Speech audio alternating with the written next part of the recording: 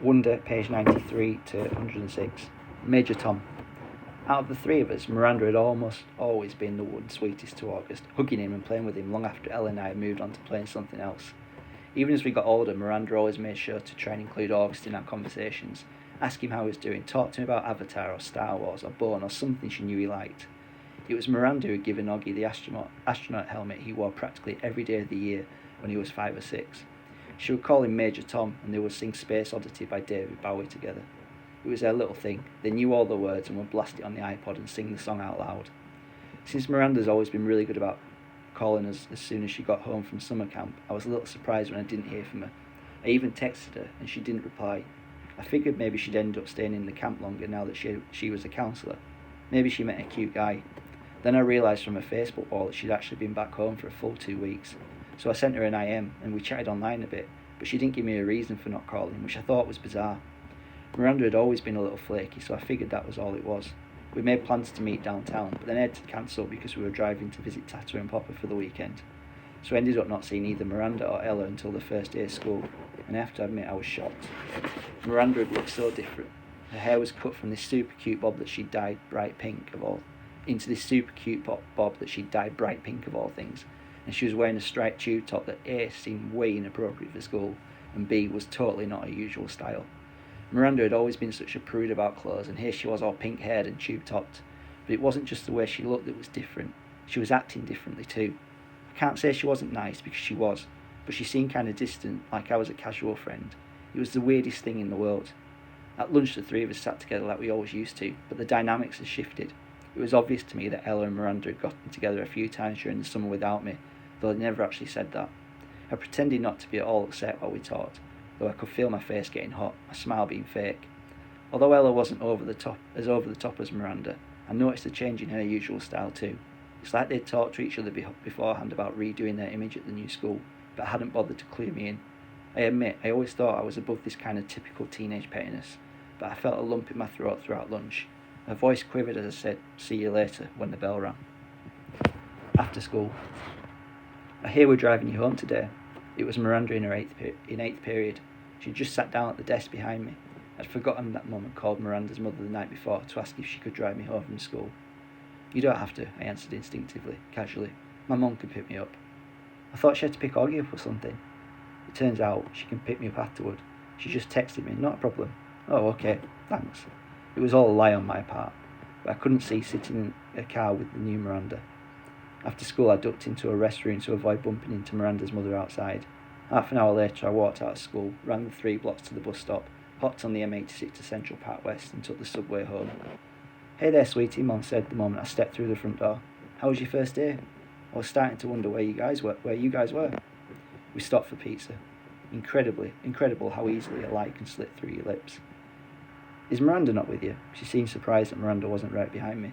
"She went straight home. We have a lot of homework." "On your first day?" "Yes, on our first day," I yelled, which completely surprised Mum. But before she could say anything, I said, "School was fine. It's really big though. The kids seem nice." I wanted to give her enough information so she wouldn't feel the need to ask me more. "How was Augie's first day at school?" Mum hesitated, her eyebrows still high up on her forehead from when I snapped her a second earlier. "Okay," she said slowly, like she was letting out a breath. "What do you mean, okay?" I said. "Was it good or bad?" "You said it was good." "So why do you think it wasn't good?" "I didn't say it wasn't good." "Geez, Via, what's up with you?" "Just forget I asked anything at all," I answered and stormed dramatically into Augie's room and slammed the door. He was on his PlayStation, didn't even look up. I hated how zombified his video games made him. "So how was school?" I said, scooching Daisy over so that I could sit on his bed next to him. "Fine," he answered, still not looking up from his game. "Augie, I'm talking to you." I pulled the PlayStation out of his hands. "Hey," he said angrily, "how was school?" I said fine, he yelled back, grabbing the PlayStation back from me. "Were people nice to you?" "Yes." "No one was mean?" He put the PlayStation down and looked up at me as if I'd just asked the dumbest question in the world. "Why would people be mean?" he said. It was the first time in his life that I heard him be sarcastic like that. I didn't think he had it in him. The Padawan bites the dust. I'm not sure at what point that night Augie cut off his Padawan braid, or why that made me really mad. I'd always found his obsession with everything Star Wars kind of geeky, and that braid in the back of his hair with his little beads was just awful. But he'd always been so proud of it, of how long it took him to grow it, of how he had chosen the beads himself in a crafts store in Soho. He and Christopher, his best friend, used to play with lightsabers and Star Wars stuff whenever they got together, and they both started growing their braids at the same time. When August cut his braid off that night without an explanation, without telling me beforehand, which was surprising, or even calling Christopher, I was just so upset I can't even explain why. I've seen Augie brushing his hair in the bathroom mirror. He meticulously tries to get every piece of hair in place. He tilts his head to look at himself from different angles, like there's some magic perspective inside the mirror that could change the dimensions of his face. Mum knocked on my door after dinner. She looked drained, and I realised that between me and Augie today had been a tough day for her too. "So you want to tell me what's up?" she asked nicely, softly. "Not now, okay," I answered. I was reading. I was tired. Maybe later I'd be up for telling her about Miranda, but not now. "I'll check in before you go to bed," she said, and then she came over and kissed me on the top of my head. "Can Daisy sleep with me tonight?" "Sure, I'll bring her in later." "Don't forget to come back," I said as she left. "I promise." But she didn't come back that night. Dad did. He told me Augie had a bad first day and Mum was helping him through it. He asked me how my day had gone. I told him fine. He said he didn't believe me for a second, and I told him how Miranda and Ella were acting like jerks. I didn't mention how I took the subway home by myself though. He said nothing tests friendships like high school, and then proceeded to poke fun at the fact that I was reading War and Peace. Not real fun, of course, since I heard him brag to people that he had a 15-year-old who was reading Tolstoy. But he liked to rib me about where I was in the book, in a war part or a peace part, and if there was anything in there about Napoleon's days as a hip-hop dancer. It was silly stuff, but Dad always managed to make everyone laugh, and sometimes that's all you need to feel better. "Don't be mad at Mom," he said as he bent down to give me a goodnight kiss. "You know how much she worries about Augie." "I know," I acknowledged. "Want the light on or off? It's getting kind of late," he said, pausing by the light switch at the door. "Can you bring Daisy in first?" 2 seconds later he came back with Daisy dangling in his arms, and he laid her down next to me on the bed. "Good night, sweetheart," he said, kissing my forehead. He kissed Daisy on the forehead too. "Good night, girlie. Sweet dreams." An apparition at the door. Once I got up in the middle of the night because I was thirsty, and I saw Mom standing outside Augie's room. Her hand was on the doorknob, her forehead leaning on the door, which was ajar. She wasn't going in his room or stepping out, just standing right outside the door, as if she was listening to the sound of his breathing as he slept. The hallway lights were out. The only thing illuminating her was the blue nightlight in August's bedroom. She looked ghost-like standing there, or maybe I should say angelic. I tried to walk back in my room without disturbing her, but she heard me and walked over to me. "Is Augie okay?" I asked. I knew that sometimes he would wake up choking on his own saliva if he accidentally turned over on his back. "Oh, he's fine," she said, wrapping her arms around me. She walked me back into my room, pulling the covers over me and kissed me goodnight. She never explained what she was doing outside his door, and I never asked. I wonder how many nights she stood outside his door. I wonder if she ever stood outside my door like that. Breakfast. "Can you pick me up from school today?" I said the next morning, smearing some cream cheese on my bagel.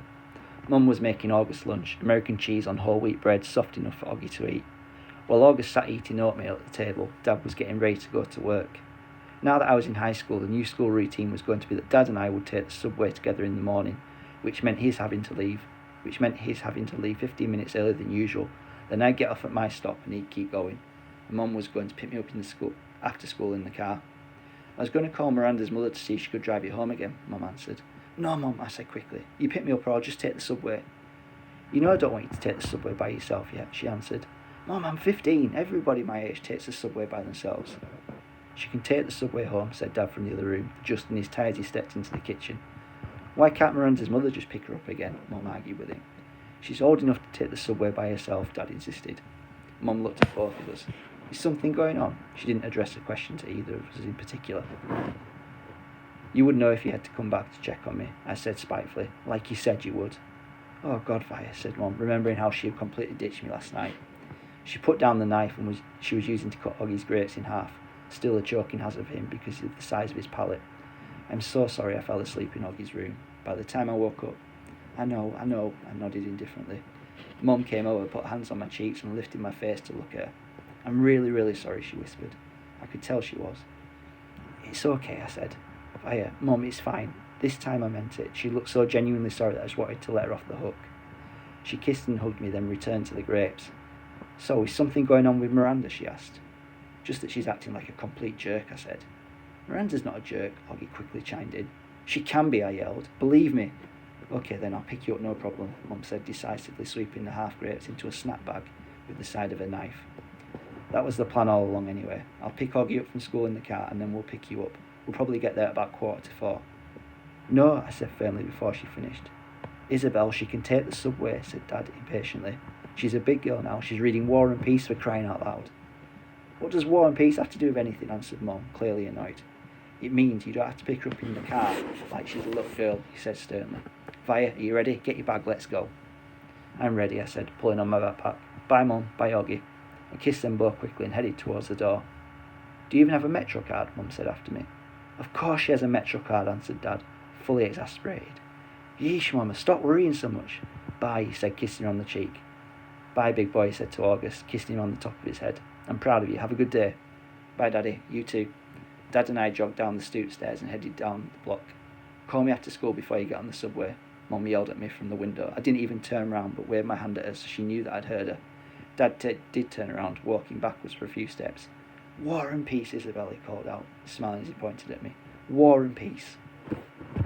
Genetics 101. Both sides of Dad's family were Jews from Russia and Poland. Papa's grandparents fled the pogroms and ended up in NYC at the turn of the century. Tata's parents fled the Nazis and ended up in Argentina in the 40s.